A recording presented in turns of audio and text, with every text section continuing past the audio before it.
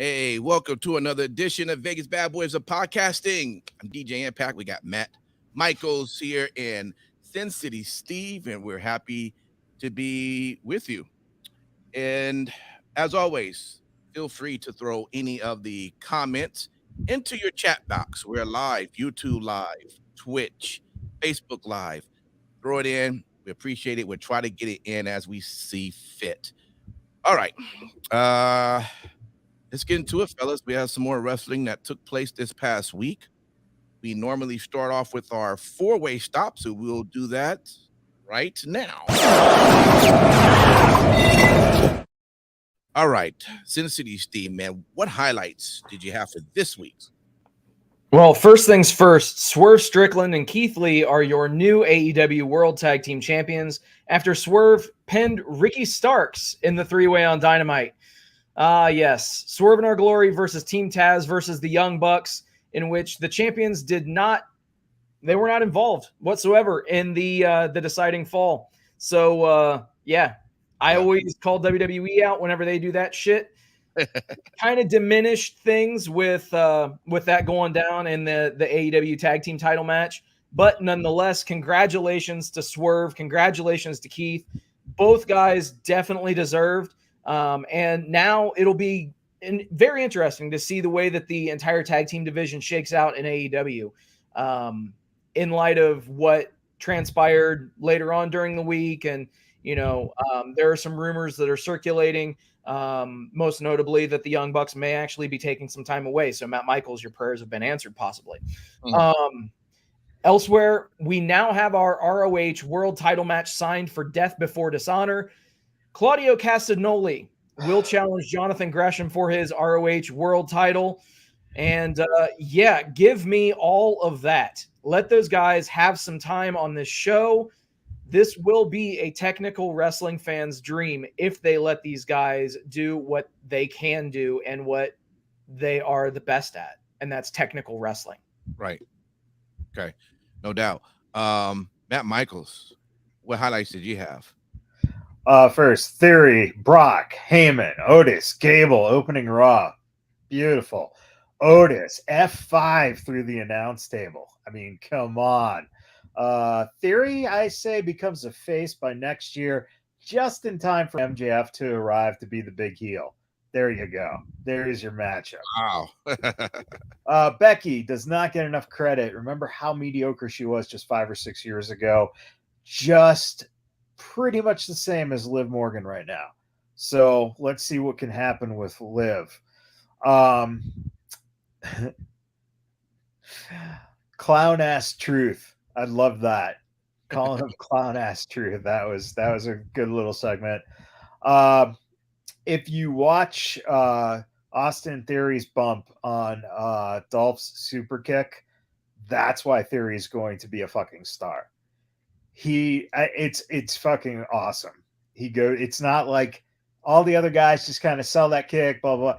Theory literally somehow gets his body just perfectly straight as a board and just falls like a fucking tree. Yeah. The guy has got it going on, man.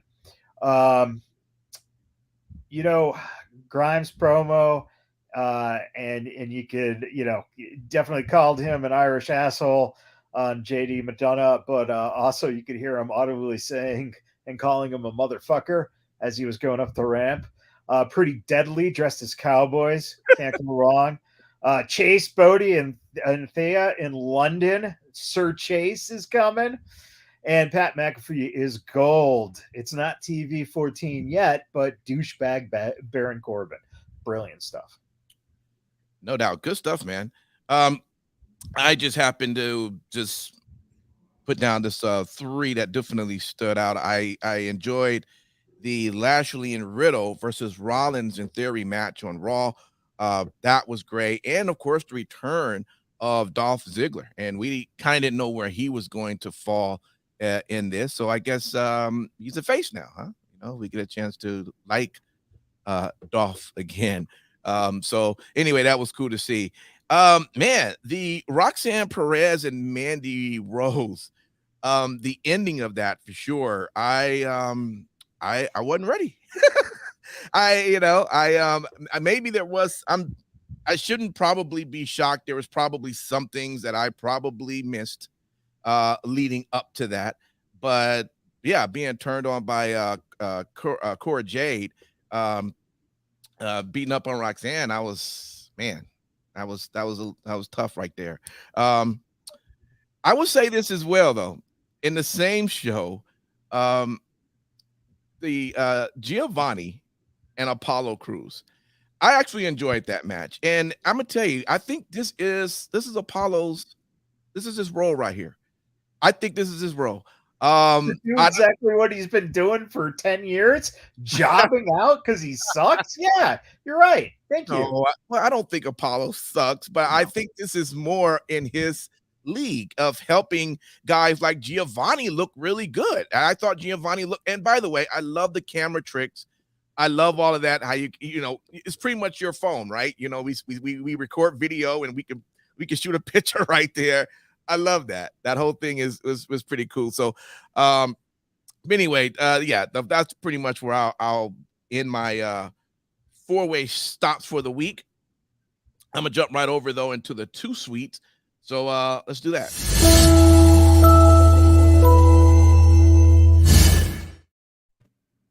Two sweets. Matt Michaels, what you got? I'll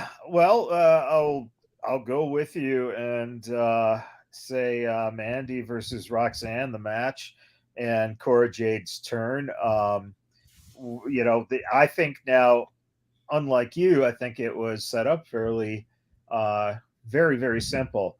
Cora Jade's been in the Federation for a year or so. Roxanne's her best buddy. She comes in and she's getting all these opportunities right away. Right. So of course you're going to be pissed, and especially because she decided they won the titles the week before, the tag titles. And what does she do? I'm going to cash in my fucking Money in the Bank or whatever the hell it was called, the contract. Right. It's a good setup. Cora is going to be a little better as a heel. They need a fresher take and a fresher heel, but it proves Roxanne's going to be pure babyface. She is going to have a hell of a hard time being a heel at any point. So that's, I think, a good setup. Gunther and Ludwig Geyser. Oh, yeah, man. Give me more of that slap action and put him in his place, Gunther. Show that guy what it's. You're the ring general. Continue. It's just beautiful. Hey, come on. Solo and Von Wagner. Beautiful shit. Great match. Continuation of it going. Theory, Madcap, the match, backstage segments with Heyman, Sammy, the Usos coming out, everything on that was fucking awesome. 100% loved it.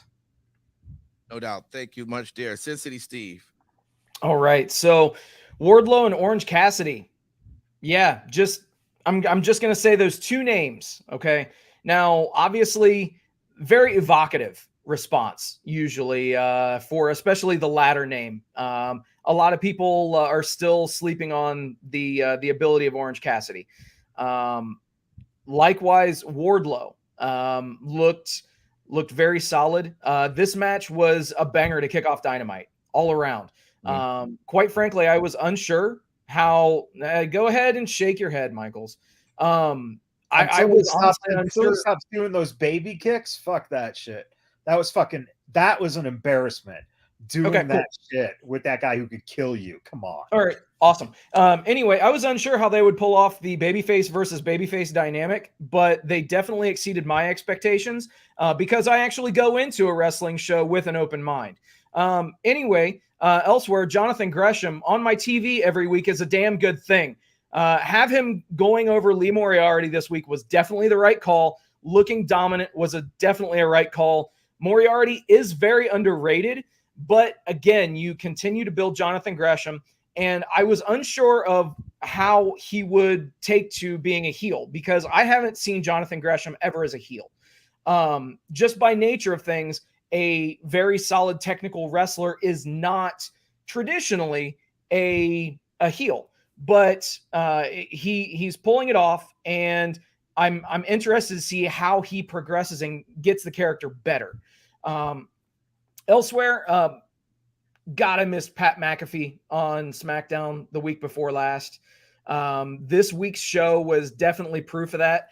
The guy cuts an absolutely amazing promo in ring, and he's gold on commentary. And yeah, I did like the line, "We're not TV 14 yet." So there's that. Nonetheless, I think that having McAfee on the show every week is definitely a good call. And I really did like the kind of twist that they're playing, where they're not going to have Corbin and him interact until their match at SummerSlam again. Interact again until their match at SummerSlam, I should say.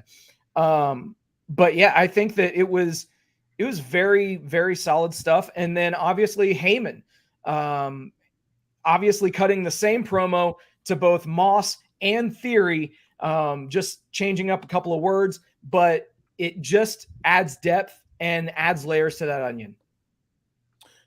Yeah, absolutely, man. And although I didn't have Pat McAfee at all in my Too Sweet, I do have to agree with you. You could definitely tell the difference when he's on and when he's not on. I mean, the guy is gold. I mean, even when he was bringing out Liv, I mean, I'm like, is he going for an announcer job now? I mean, he can do it all. And I think what makes him so great is that he comes off as a fan. A person that loves the product, not like it's their job, but a person who really do enjoy doing what they do. So I thought I'd add to that too. Oh, Brock beating up Otis and Chad Gable, putting them through tables, man, that was too sweet. I was like, dude, come on. That was just something to see. Impact Wrestling had Honor No More versus the Bullet Club. I let me tell you, all these guys pretty much are like the size of for X Division title holders. So they all doing all of this fast action moves.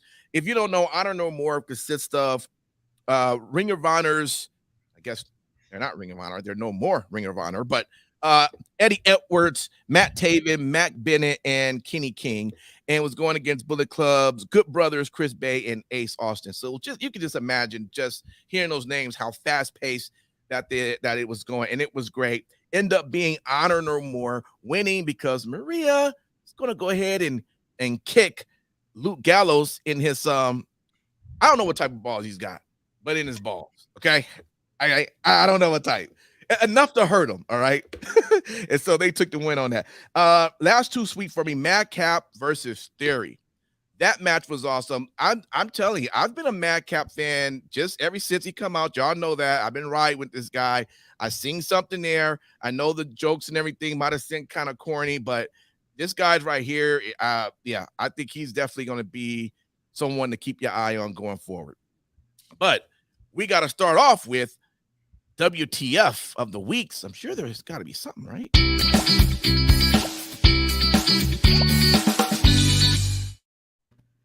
All right, so lucky for you, Sin City Steve, I didn't get a chance to watch any AEW, but I plan to do that when we get off. That's actually on my list right here to get into a lot of that. So I'll get you back. Sleep, huh? You gotta get up early. I see. Yeah, well, you know, I do have to get up early. But I was a little bit confused. I mean, Brock Lesnar, of course, can't say ass whooping. It gets blocked on this. I guess that's about to be TV 14. But it's interesting how massive balls can just, that's okay to say. I'm just confused. Not block that out. Let's block out ass whooping, okay? From a guy who does exactly just that. Okay, whatever. Now, listen, let me just say this. I'm not going to call Indy Hartwell. I'm sorry, her. I'm not going to call that just like a botch, right? I'm just going to say this. Before she did that move, I looked at her and she didn't seem like she was confident before she went for it. And when it happened quickly, I wasn't too shocked. All I'm going to say is, you got to know before, you got to be confident before you make moves like that, because if not, you're going to hurt yourself. And she doesn't have many mess ups, so it's not like she got a history of this, but you could tell before she did it, she wasn't ready. So don't do that. What the fuck? If you feel you ain't for it, figure out a different move you got to do to end that match. Last one on Impact Wrestling. So Rosemary, Taya, Valkyrie went looking for Havoc, which is in some third dimension. You know this whole story. Rosemary is always lost somewhere, in whatever. So they go in this third dimension. They eventually find Havoc because she's been missing for some time, although she didn't respond to her name. She responded to Jessica. Well, it is her name. Yeah. So I guess they're going to explain more, but they just left that there. And that was the end of that. So I'm like, okay, what the fuck with that? They went through this entire video promotion of finding her, and they found her, but she doesn't believe that's her. What the fuck? Let's go over to you. Sin City. Steve, what did you have for this week? Can someone explain to me exactly what the relationship is between Ruby Soho and Eddie Kingston in AEW canon, please? Genuinely. It's definitely unclear is definitely one way to describe it. But from the tone of Jericho's promo and the way that the characters have been interacting with one another, there's definitely something there. But again, I just wish that they would have established what it is or was to make us give a shit before you go and injure Ruby and have Eddie get all pissed about it. Doesn't quite make sense. Hey, I got you, Michaels. I would be a hypocrite if I didn't call AEW out on their plot holes, just as I do with WWE. And speaking of, well, it is a developmental brand, but I think now we know why Cora Jade hasn't been doing a whole lot of skateboarding on NXT TV. It's because her skateboard was actually broken. And I'm not just saying that she broke it over the back of Roxanne Perez. No, it was broken before it made any contact. Come on, guys. I know it's a developmental brand. Nonetheless. Oof. Elsewhere, we saw Lash Legend with a promo where she was dribbling a basketball and talking about all that kind of stuff. They've made mention of this kind of shit in the past with her, her basketball past. And then she goes out and she has probably one of the worst matches I've seen on TV this year with Indy Hartwell. Can we just have Lash Legend take on members of the roster, either women or fuck it, men too, in one-on-one basketball games? Why not play to that strength? But no, they choose to shoehorn her into something that she's not great at on national TV. Yeah, well, look like they're trying to get her there, man. But I don't know. I don't know what it's going to take. Matt Michaels, what did he got? I'll agree. Lash is garbage. I've said that from the beginning. I think she's awful. Seriously, she's awful. Liv Morgan needs to do more cardio. Listen to her during her fucking after match interview. It's the worst I've ever heard a wrestler. So there's a champ. Theory being interviewed with the mic backstage. Heyman comes in and Megan leaves, and she leaves with the mic. Yet we can hear Heyman in Theory. So why do interviews need mics? New Day is Viking Raiders. Kofi, horrible accent. And are the Viking Raiders two of the worst talkers ever? Because how the hell could you be these monsters and yet be so soft-spoken and low energy? It was awful. Agree with Steve. We learned pre-cut skateboards do break even when they're not supposed to. Steve, how does Orange Cassidy have so much back knee, but he doesn't look anything near like Wardlow? That was a head scratcher. The close-up of his back knee. And by the way, if you're gonna have a chainsaw, at the very least, start the fucking thing up. That was fucking stupid. Then let's see. Is Toni Storm bad on the mic? Because she got to talk as much in that segment as the Sandbag did. So go figure. Looked like Kira was wearing a Benoit necklace. That's what it looked like by a quick glance. So, I know it wasn't, but that was amusing to me. Okay, so instead of having the ROH Championship match that you kind of built up, put on the pay-per-view, you had it at Rampage for no fucking reason. They're charging $39.99 for that fucking pay-per-view, by the way. A shit pay-per-view that they just put together, which at that time had 3 matches. I think it has 5 now. Samoa Joe and the Briscoes, you haven't seen on TV leading up to the pay-per-view. So it just makes me mad.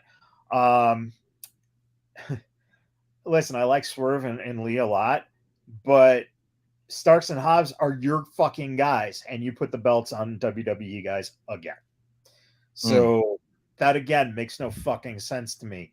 Let your guys who have been there for over a year fucking grow and make them champs. Put a little polish on them. But, what the fuck? Yeah. It's called learning stages, baby steps, even though this will be year 3, right? Year 4. So in his coach mind, they've probably been around for 10 years. All right, man. Let's see, what are we going to be looking out for?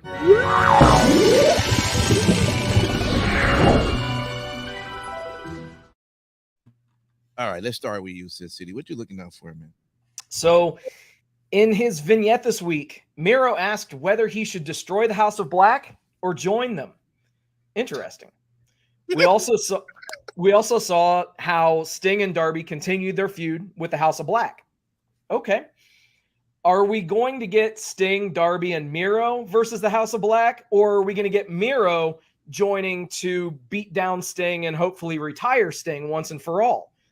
I think you can tell that I'm hoping for the latter, but as long as Miro's on TV, it is a good thing. Elsewhere, yeah, fucking, I really,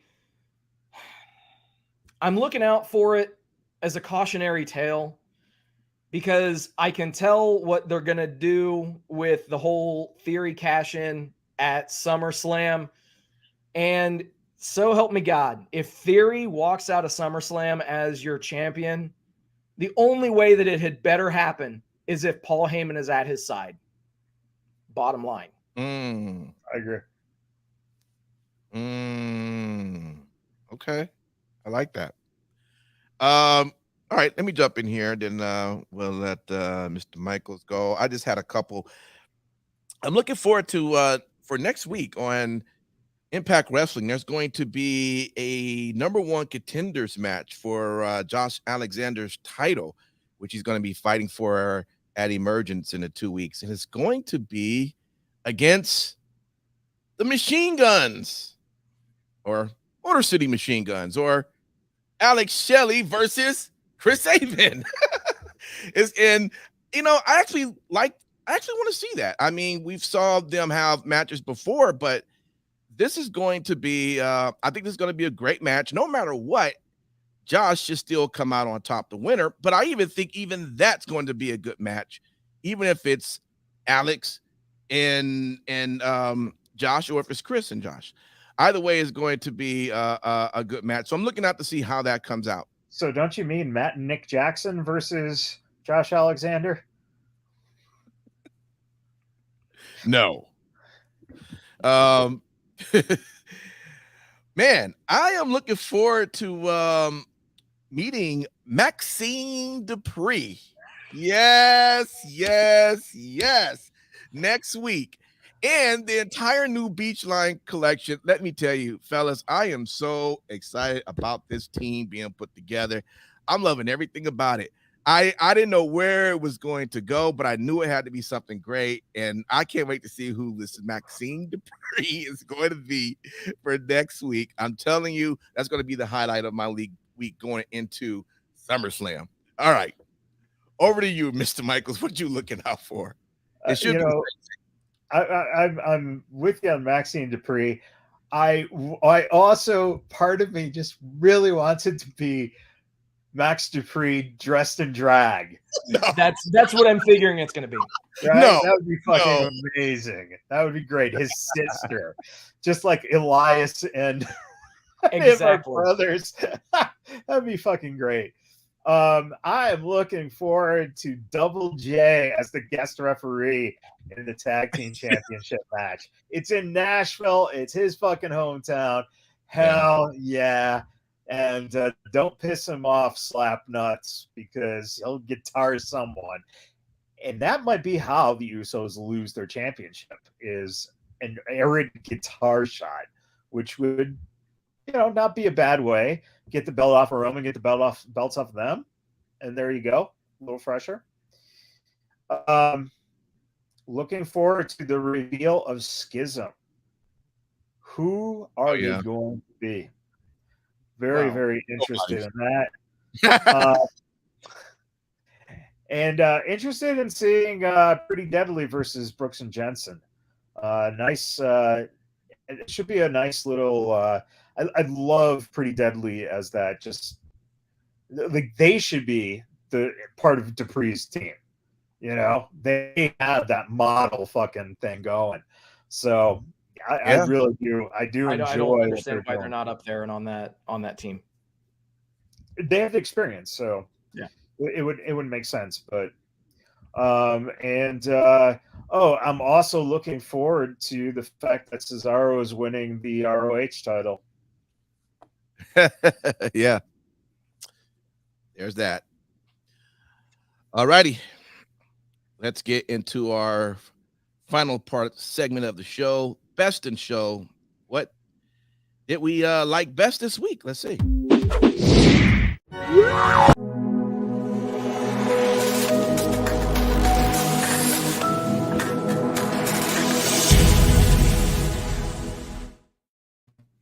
Did I hit the right button or the wrong button? I thought you made a new package. The third one you hit was correct. So yeah. It just took 3 times. Oh God. All right. Anyway, why don't we go with you, Sin City? What was your best in show? As if it was any doubt, AEW Dynamite. However, I will say SmackDown was very, very good this week, and I was thoroughly sports entertained. So shout out to SmackDown, but AEW Dynamite was awesome. The Jake Hager-Claudio match was a banger. Moxley and Takeshita had a very solid match as well. We already talked plenty about Wardlow and Orange Cassidy. Also the three-way. Not to mention, we did also have super villain Christian Cage come out yet again in his turtleneck with the jacket over top, looking dastardly as always, talking shit about another wrestler's dead father. So that's what we're doing now with Christian. So very solid show from top to bottom. All right, how about you, Matt Michaels? It wasn't Dynamite, I can tell you that much, and it certainly wasn't Rampage. So yeah, and it definitely wasn't Dark, where they debuted NXT superstar Brock Lesnar Jr. for no fucking reason. NXT SmackDown neck and neck. Great week. Yeah, for me, same. I would say definitely NXT. I enjoyed that. I talked about a little bit of Giovanni. I mentioned earlier about Chase U out there in Europe, which was great. Mello and Trick with the nice women there in the hot tub made me go, man, I wish I was them. I mean, Solo Sikoa, man, Von Wagner. I mean, it was pretty good, and of course the main event. Am I going to like JD McDonough? Is that his name? No, because you don't like undersized wrestlers. Why? I never said that. He loves Josh Alexander and fucking Gresham. And not his size. But JD sounds like he's good on the mic. Yes. So that's one thing I am beginning to. I just don't know if I'm going to like his wrestling skills. But his in-ring work is great. Okay. Yeah, you'll like him. Cool. All right. That is it, folks. Thanks for hanging out. If you're watching us live, thank you. We appreciate it. We're going to be getting off this live stream onto our other live stream. And if you ever, for some reason, not sure how to even be a part of our live streams, you just got to make sure you follow us on either Facebook Live, or I should say our Facebook page, our Twitch page, or our YouTube. And the notifications should be set up. Make sure it's set up. Make sure you get notifications, and then hop on with us live if you can. And if you can't, download the podcast. We appreciate you downloading that and listening to that as well. All right. We got 3 good topics coming up. If you're watching it, you see what those topics are. We're going to talk a little bit about the PG era has ended and WWE now becoming a TV 14 show. Also, wow, Jon Moxley, the worst wrestler in the world. What could that be about? And of course, there's some rumor roundup that I guess we will mention. So with that, we will see you next time. Thanks for hanging out, and happy wrestling.